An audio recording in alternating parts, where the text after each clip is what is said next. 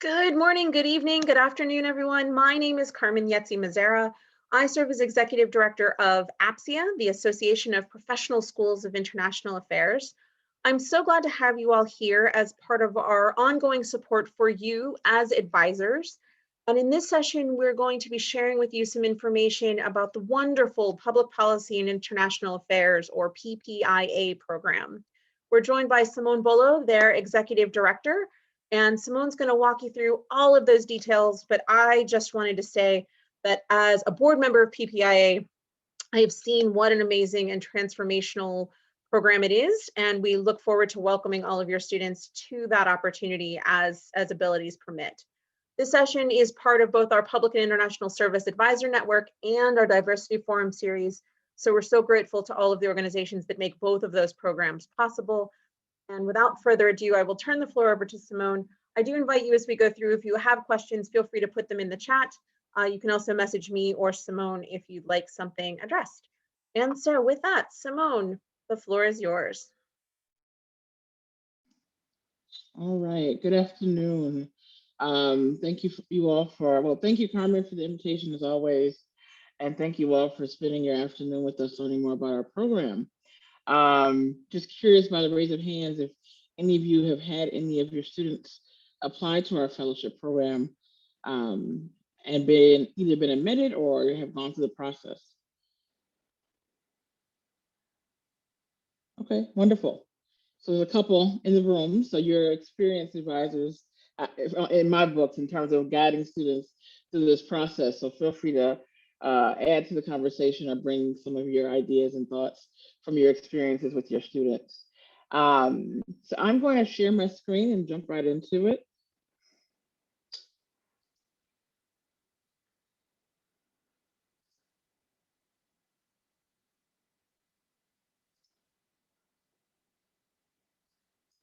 All right.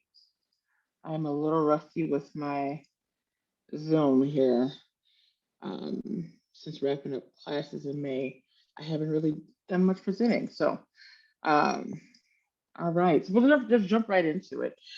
So we are a fellowship program, a short name known as PPIA, and which stands for the Public Policy International Affairs Program. And we're really about cultivating, engaging, and preparing diverse leaders to go into public service, both domestic and international affairs. And if you're familiar with us, you'll see that we have a new look here. And if you're not, we just went through kind of an identity refresh in the last year. So our logo is new, our mission is also new, and our vision is new, but it's very much in line with what historically we have been, which is really about representation in public service, both domestic and international. And it's really about preparing that next generation of leaders to go in and do this work. And we do this by investing in advanced education. And so going beyond the bachelor level of education into master's and doctorate level of education in areas that would lend themselves into careers in public service. In terms of a little bit about demographics of who our alumni are, you can see that chart here at the bottom. In terms of representation, we're focusing on historically underrepresented groups, but as you can see, we have a broad diversity of folks that are involved and students that are involved in our programs. So we've been around for over 40 years, and actually the last 2 years, since the pandemic, we've been celebrating and acknowledging that we've been doing this work for quite some time. As a result of that, we have over 4,500 alumni that have gone through our preparation program. And essentially, a lot of these folks have gone into public service type careers over not quite half, but we're almost there. But we have folks across all sectors of public life and at all levels in terms of engagement. Our program itself is the Junior Summer Institutes, which is really our flagship. and it's a rigorous academic preparation. So students spend 7 weeks after their after their junior year in our program. And over those 7 weeks, they are engaged in um, graduate level coursework that will prepare them for policy school.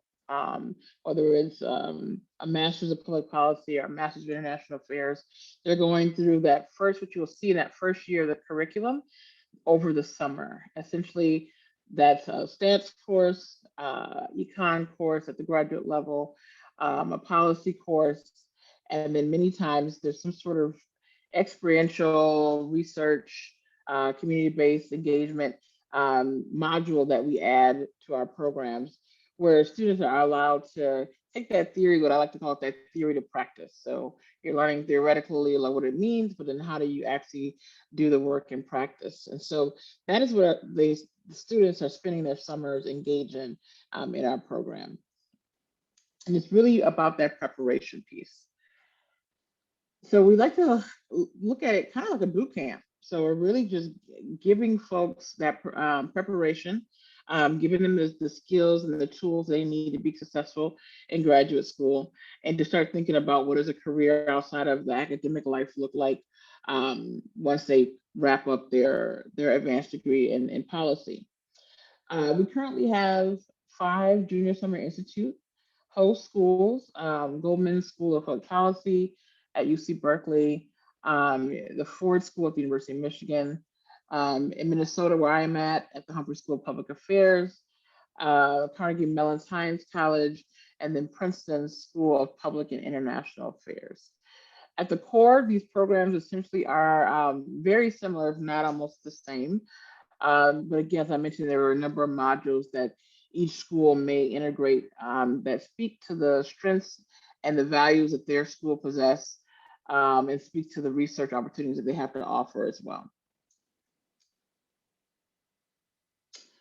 And this is a quick quote from one of our alum, and a picture here from our 1997 UC Berkeley cohort, where you can see in this quote that's really about the tools to be successful is what folks have, one of the things that our alumni value through this program. And then the confidence piece is huge. So many of our students are first gen, many of our students are navigating higher education systems for the very first time. And graduate school may or may not have been on their radar. In many cases, it has not. And so by giving this early exposure piece and then the tools to navigate advanced education is really what we aim to do so that folks can go into policy degrees and advanced degrees with that confidence to be successful. We're a national organization, and so with the 5 Junior Summer Institute hosts, we also every summer, and we will host again this summer virtually, a public service expo. Um, if we were in person, it would be in Washington, D.C., but since now we're virtual, we're using the Brazen platform. So if you have students that may be interested in participating in that, I'll drop a link in here, Carmen, if you have that link handy, we can share that information with you, and your students are more than welcome to participate. We have over 50 graduate school consortium members, and I'll talk a little bit about why that's important as we move through the presentation.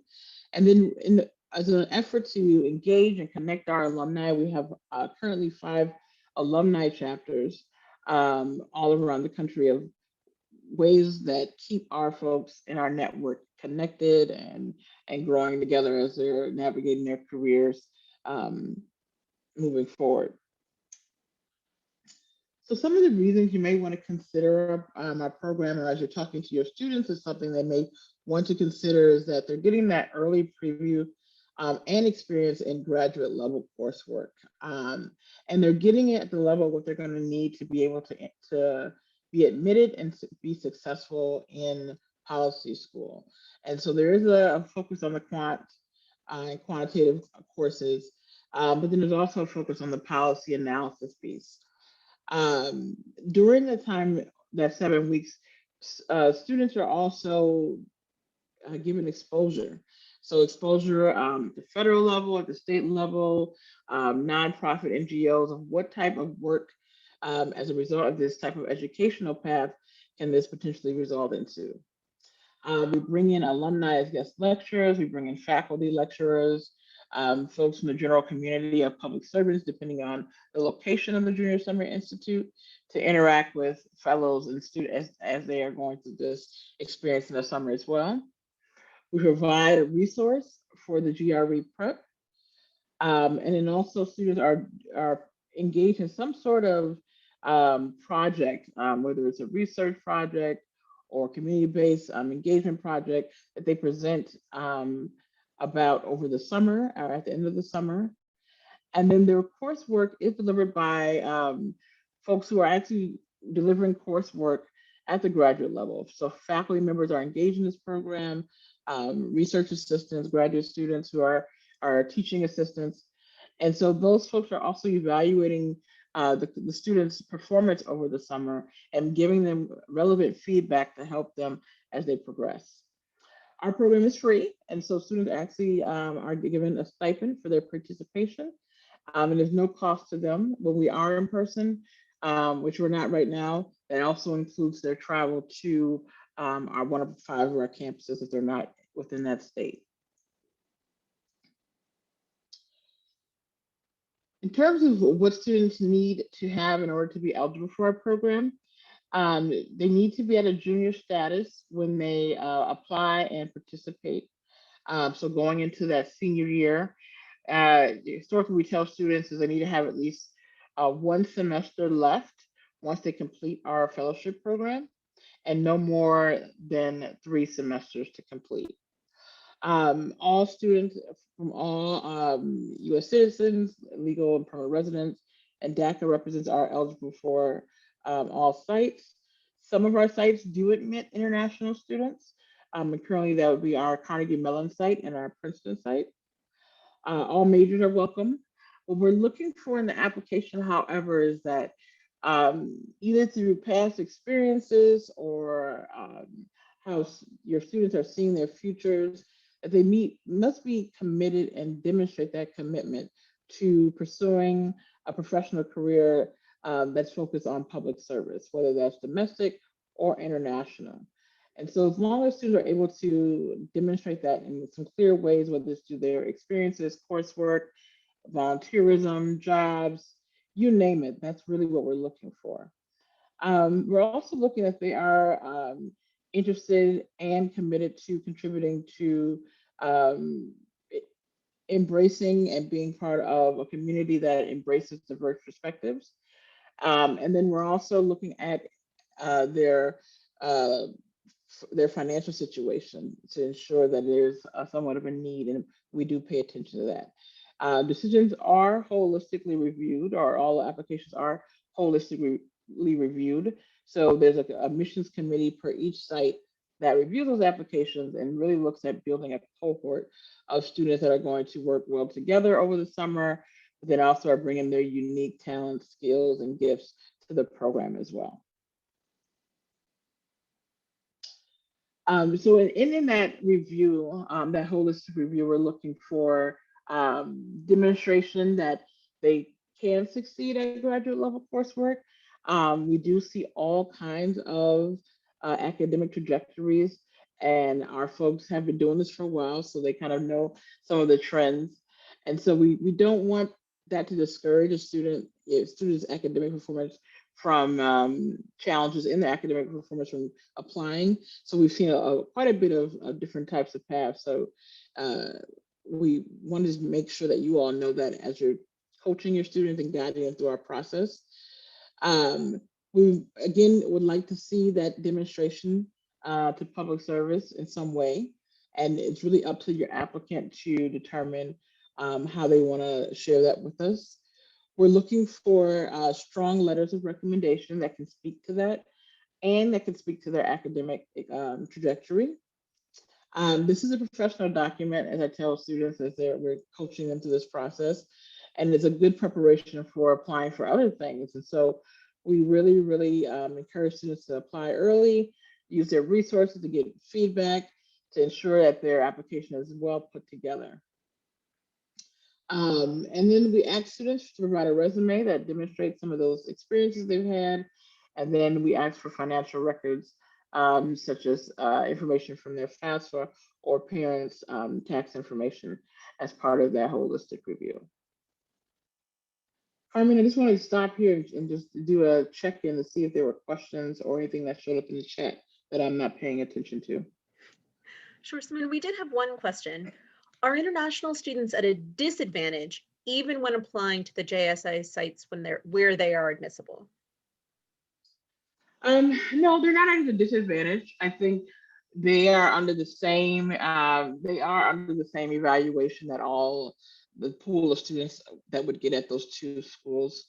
Again, when you look at holistic review, you're looking at kind of who the student is, what they're going to bring to the cohort, what their experience is. But then we're also looking at building cohorts that will engage and build really strong community together, because one of the things we found is that that community that we're building with our students over the summer lasts a lifetime. And oftentimes that's the community these folks go back to get insight and get recommendations on next steps or how they should be spending their next steps. And so we're really looking at, as I said, those pieces as we're building our cohort. So those students would not be at a disadvantage as long as they demonstrate that they're a strong applicant. Great, that's our only question in the chat so far, but folks are absolutely invited to put more in there as we go. All right. And if I need to just pause, Carmen, let me know. All right, so in terms of our application, we have an online application system where students will enter, or actually their recommenders will enter their letters. They'll receive a link in their emails. We do have 3 to 5 essays depending on the site that your students, how they rank their site. So it's a ranking system. You ask your students to review each program and rank them based on the ones that they're interested in, and read and learn about the schools that host these sites and why they host them and what are kind of their areas of expertise and focus as policy schools. Excuse me. 3 are required for all applicants, and those 3 essays focus on the students' backgrounds, their goals, and what their motivations are, and what they're going to bring to the community. And then the 2 additional essays are for our specialized tracks. So our UC Berkeley program has a law fellow component. So we ask students, why would they want to pursue a dual degree in law and in policy? And then our Carnegie Mellon program has a data analytics track, which is a quant heavy track. And so we're looking for students with a little more quant background and econ and stats, but then also can demonstrate on how they understand big data and the need for understanding data in the policy realm. As I mentioned before, we ask for a resume. We will ask for transcripts, and then financial information from your students as well. Simone, we did have one question about site applications. Generally speaking, how should a student think about which site to apply to, aside from obviously being an international student and just having those 2 on the list? Yeah, sure. Other than the 2, other than what Carmen mentioned, getting to know the schools and what they're about, looking at who their faculty members are, what are the research areas of the faculty members, what types of communities do each of these schools aim to create as they're thinking about having their students, graduate students, navigate their programs. Research centers also important. So, the Research One institutions, Michigan, Minnesota, are really generalist schools. There's going to be a lot of similarity, a lot of research centers. And then you have places like Carnegie Mellon, who is a little more quant and data centric, and Princeton, who is really a balance between domestic and international. And so it's really going to be, and I forgot to mention Berkeley, which is also Research One. They're kind of going to be what I would consider a generalist program as well. But each of these programs, each of these schools have their own missions. They have their own value statements. They have different things that they share with the general public about how they go about their work. And that's all important to a student understanding and making a decision based off of that information that they are looking at to determine how they would like to rank a school and where they want to spend their summer. Great, thank you. And you may get into this on this slide. I can see the number of students in each program, but we did have a question wondering if some schools were more competitive than others. Well, we like to believe that all our schools are competitive, of course. It's a very competitive program, period, just because we are looking for those that are not only just saying that they're committed, but majority of our students are what I like to coin hands are in the work. So they are currently engaged, whether it's on their campus, in their own communities, in some way in public service centric work. And so that is really what's going to make your students stand out from other applicants is how they talk about those experiences and how they're engaged. Um, we're also kind of looking for students that would benefit from a program like this. So this is quite an investment from our institutions. And in evaluating applicants, we do get applicants who've had a lot of experiences and have done a lot of great things and are well on their way. And we can identify that through the application process. So it's really also kind of this really fine line between students that we can identify to that would just benefit from that nudge, push, exposure, academic preparedness piece. It can be one or many or a combination of those to apply to our program, and we consider those folks that are kind of on the cusp of that to also be competitive. So there isn't, I guess, magic bullet, so to speak, in terms of the type of profile. It's really do look at the whole student and what they have to bring, then also how they benefit from the from the exposure that our program will give them as well.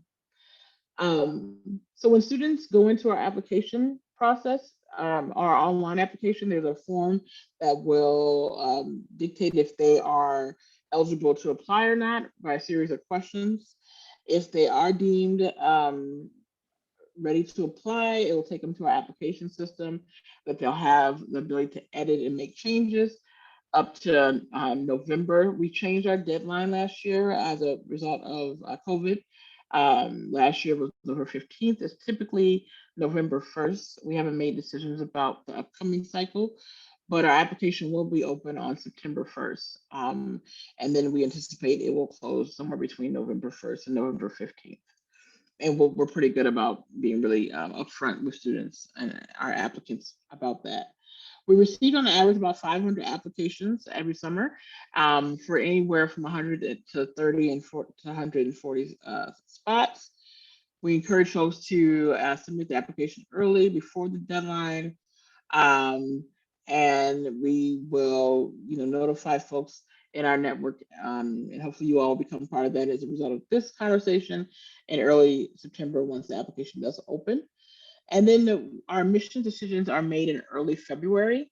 And so we try to get back to our applicants early because we know they're applying to other things and may need to sometimes make decisions. Each host site, and this is why the conversation around, if one site is more competitive than others, it's a little bit tough because each site has their own unique selection process. And with that process, they also have their own admissions teams, and they compose, those teams of reviewers in a number of ways.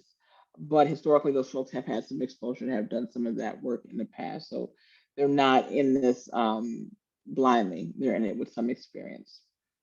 When your students go into our application, they'll rank the schools, as I mentioned. And then when they are admitted, they're only going to be admitted to one. There isn't, you're admitted to multiple and you pick, whatever one you like. They're only admitted to one. The schools work really close together to build their cohorts. There's a lot of communication over programs about the applicants, and decisions are, made mindful of the ranking process, but then also how folks are evaluating the applicants as well.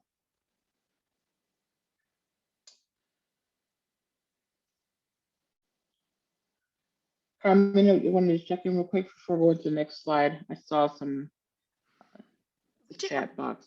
We did have one other quick question. Okay. we have an advisor here from a state that really encourages students to do a lot of community college coursework in high school. Would you want their community college transcripts as part of their PPIA application, even though the students were in high school when they did the work? We do ask for any college credits or any college transcripts they have on their record. So we will ask for all of that. I think in your case, um, it's really about advising students to make sure, because we have ran into this in the past and some often every summer in some form, that they are very clear about when their anticipated graduation is, and that they will have coursework left after they complete our program. And I know sometimes with transfer students that gets a little fuzzy, and so the clearer they can make that case in their application, the better, and just being really consistent in how they fill out the application with anticipated graduation dates and anticipated credits that they have left to complete. So I think this might also be students, not just those who did community college and then transferred into a 4-year, but students who did community college as part of their high school work. So, but any college level credit they would need, is that right? Any college level credit. Great. And we do have one more question, but I think you might get to that. So we can keep going. All right, sounds good. So in terms of the breakdown, Berkeley admits about 30 plus. This year they actually went to 40, which is exciting for us. Are close to 40 fellows, and 10 of those are law fellows. Carnegie Mellon admits 30, and up to 10 of those would be the data, the DA track. Princeton hovers around 30. This year they went a little lower than that just because of being virtual and having some. Wanted to make sure that we offer a high quality program to all of our students. And University of Minnesota and Michigan usually are around 18 to 20 in terms of how many they admit. Michigan went up a little this year. I think they admitted 24 instead of the traditional 20, which is also very exciting for us as well.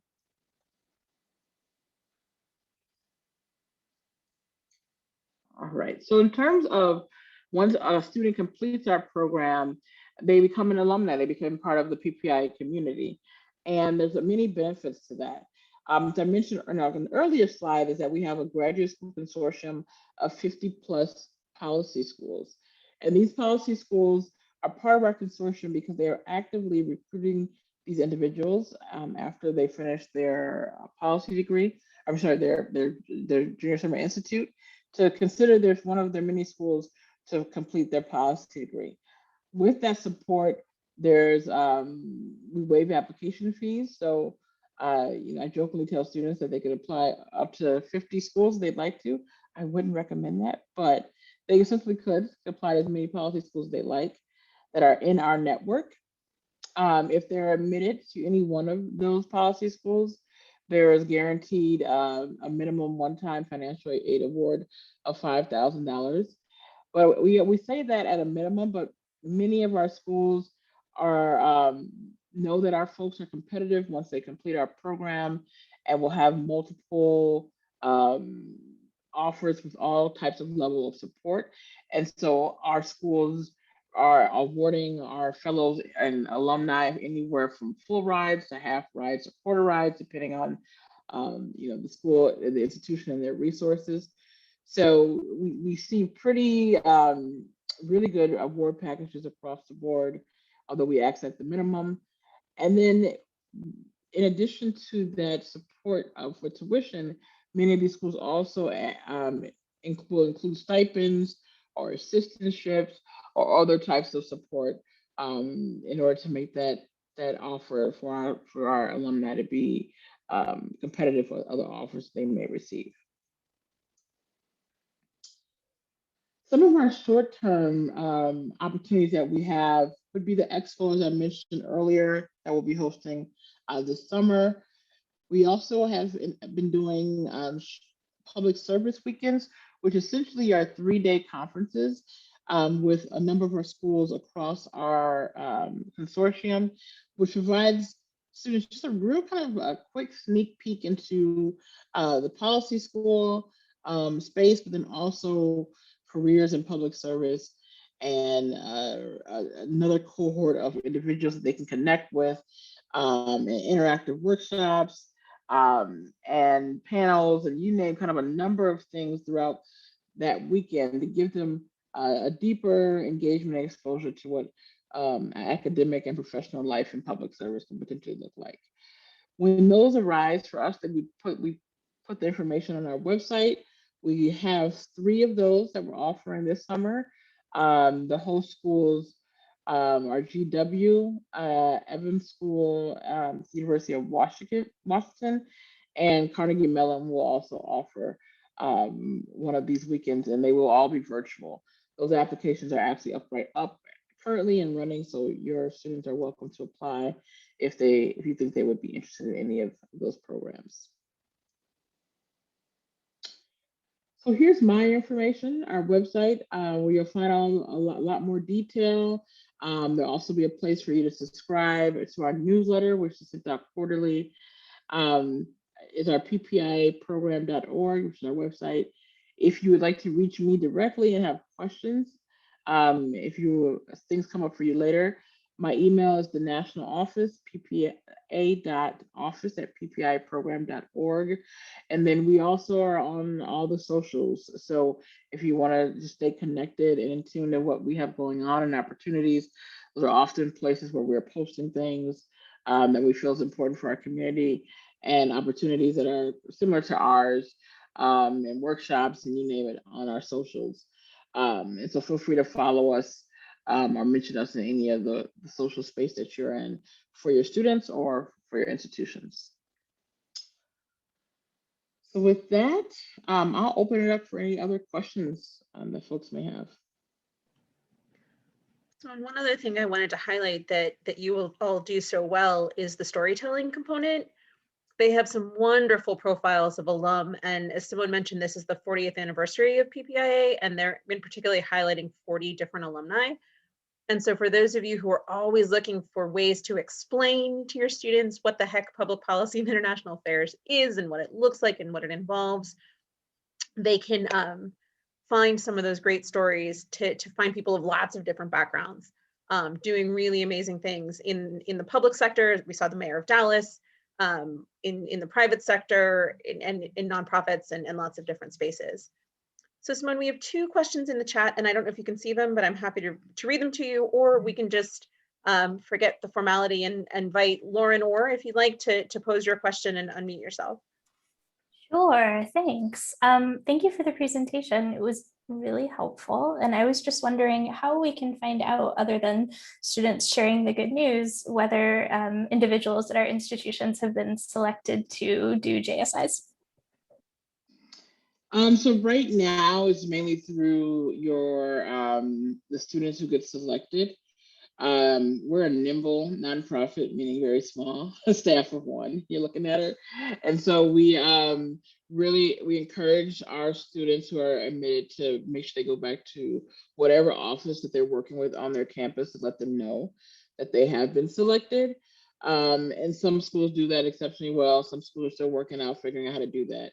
But that is a message that we send back with our fellows to go back, because what we also ask them to do at the end of their fellowship is to take the information back to their school and recruit for us, which they historically have done well as well, so that we don't have to spend a lot of our time recruiting. So, and I would encourage you, even across other programs, because there's a lot of our different fellowship programs out there, is to really figure out how to communicate to students that they will be in communication and in community with your offices to let you know when they've been selected and for some of these things.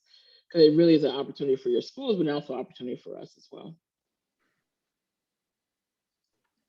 We've seen some schools do some great things with just straight bribery too, to get them to come tell you. Kelly Medley, would you please share your question?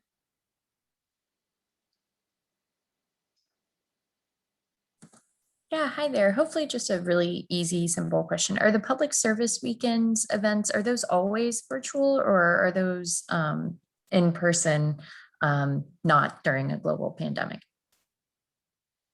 Our preference is in person. So they have historically been in person on the campus that hosts them. So the picture that was in the slide was VCU, which is in Richmond, Virginia. So those students were either flown or were close by and drove. Most schools will provide some sort of stipend for transportation, and some of them will only be regional. So like our California schools typically would do a regional program. Pepperdine and USC have historically held them as well. And so they're really focusing on students on the West Coast. And some are open for national programs like GW, which will fly in students from all over the country to participate in theirs. But because we're in a global pandemic, that's all virtual. Thanks, Simone. Kathleen Mayer, please. Hi, Simone. At the University of Rhode Island, we've had several students in the last few years participate in the JSI and in the public service weekends, and they are phenomenal, and they've led to other opportunities. So I want to start with that. I'm wondering if there is some way to opt in on the website, or if this could be something to think about, to be available as an advisor for students. So if a student from my campus finds the website through some other source or social media, they can then check to see if there's an advisor identified. So they find me. I often find students and will refer them to the program, but I'd love other students to find me. I'm a one-person office too, so I feel you. Yeah, I think it's a brilliant idea. I think if you have examples of where you've seen folks operationalize that in ways that don't require a lot of resources and time, I'm all for it. And so I guess, Carmen, keep that in mind too as we keep doing this work. Meaning that, we don't have to keep track of staffing and folks and all of that and updating. So I think, as all of our work, gets more sophisticated and we're figuring out how to go about it, tools are being availed to us. So if any of you folks are using that, please do share. But I think it's a brilliant idea. I'll try and find a couple of examples to send your way. Yeah. Okay, thank you. So we still have a little bit more time if folks have other questions. Otherwise, someone has to field questions from me, which I hope is not terrible. Simone, you talked a little bit about what you're looking for and finding that student who has enough experience to fill out their resume, but not so much that the JSI site doesn't feel like they can benefit from the program. Could you talk a little bit more about the kinds of things that you like to see on a resume that help students explain that they're in that sweet spot, especially if they may come from a background like engineering or something that isn't a traditional feeder into something like public policy and international affairs? The thing about the applications that I've seen or the students that I've met that have done that kind of narrative telling exceptionally well are the ones that kind of understand the intersectional nature of things and can explain it in a way that makes sense for the policy world or makes sense for what they would get out of a policy education, which is our tools right away that they can apply in whatever space that they're in, depending on what they're interested, the causes that they're interested in. And so that's definitely one way, is like being able to at a higher level make a case for themselves. In terms of experiences, we're looking for any experiences. And so I have a student affairs background. And so even in my own coaching and advising the students, it's like in everything you're doing, you're learning something. So it's really about the learning outcomes. And so whether you worked at McDonald's or you volunteer at a soup kitchen, whatever that may be, you learn something from that. And so as you're putting together your materials, whether resume or other pieces, make sure you're focusing on the outcomes as a result of those experiences.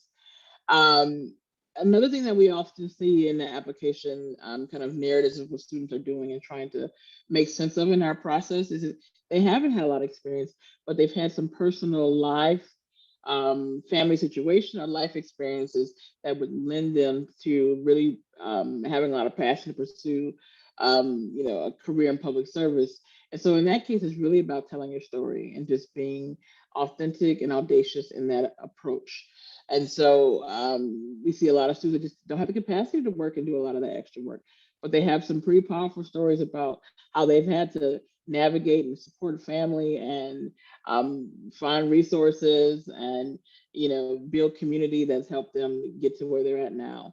And so we're looking for all of that. And so I think your role is important when you're working with these students, is to be able to help them put together those pieces to compel admissions committee to really consider them based off of kind of what those outcomes are and what they've learned through their own lived experiences.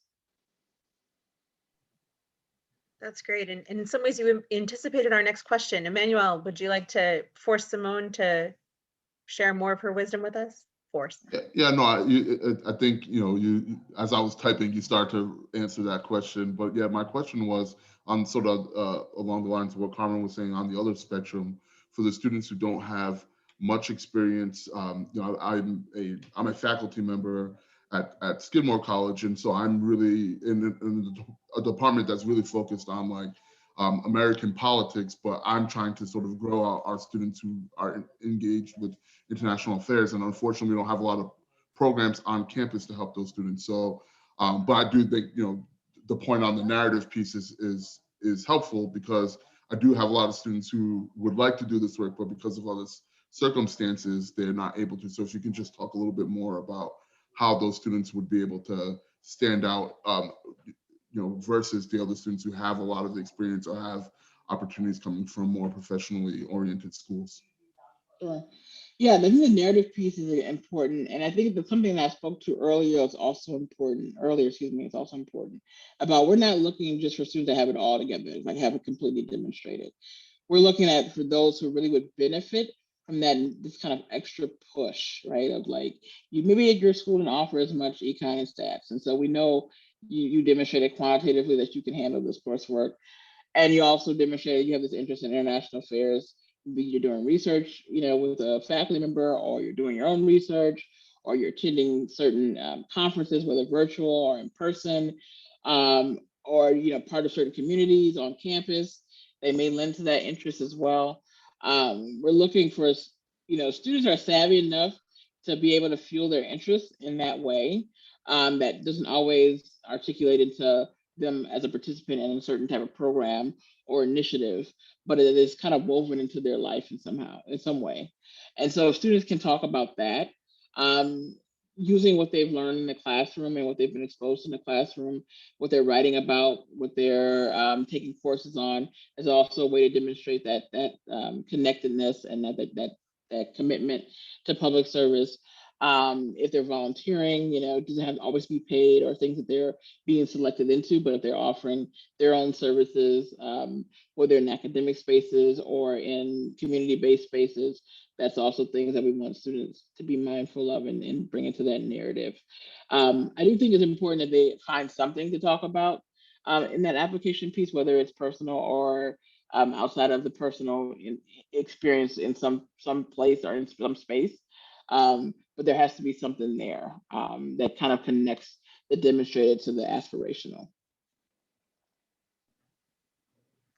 Simone, I'm also curious, we have advisors from all across the United States on this call, and we have JSI sites all over the United States, but we know that it can be challenging for students to feel comfortable going from North Dakota to Pittsburgh, lovely as my hometown is. Do you have advice for advisors to talk to their students who might be reluctant to go, might be reluctant to apply, about what kind of experience PPIA can be? Yeah, there's a couple ways I think about that question. So one of the things I tell students is a scarcity kind of approach. So, the further you get out into your academics, the less opportunity you have to apply for things like this. And so you don't want to miss your window of opportunity by opting yourself out. Another way that I talk to students about this is also whether it's PPI or another program, you're going to be applying to things hopefully for quite some time, because in being in this space, there's a lot of opportunities, a lot of things you're going to be trying to consider yourself, whether it's for a job, for graduate school, for another fellowship program. So whether it's PPI or another, this is really a good kind of practice into how to put together a competitive application for these types of programs. And then I think it's just like the general just encouraging students of, why not? Why not, take an opportunity like this, at least put yourself out there for an opportunity like this that could, be life-changing. And you can see that from our website, from our alumni narratives. If you need some of that from me directly to connect you to alum, I'm willing to do that. If it's not clear enough, there for them. But oftentimes, even in our recruitment, we just have our our alumni do a lot of it.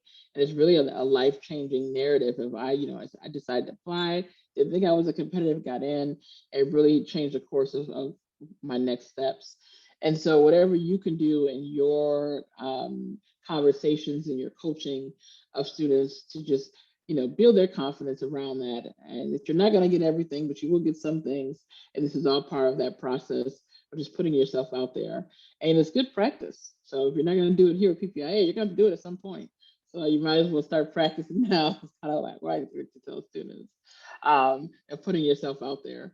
And then also just, students are pretty savvy in social media and with all these different networks that we have now. And so if they're still questioning, we have a Facebook page, we have a LinkedIn page. If they go into any of those spaces and start, kind of pinging folks that they see our alum, many times those folks will respond and say, hey, this is a great program, this is why. And if you need me to be connected that way, I'm willing to as well. But encouraging them to do their research too, as they're deciding on how to decide about some of these programs. I also encourage you to have those conversations with your students.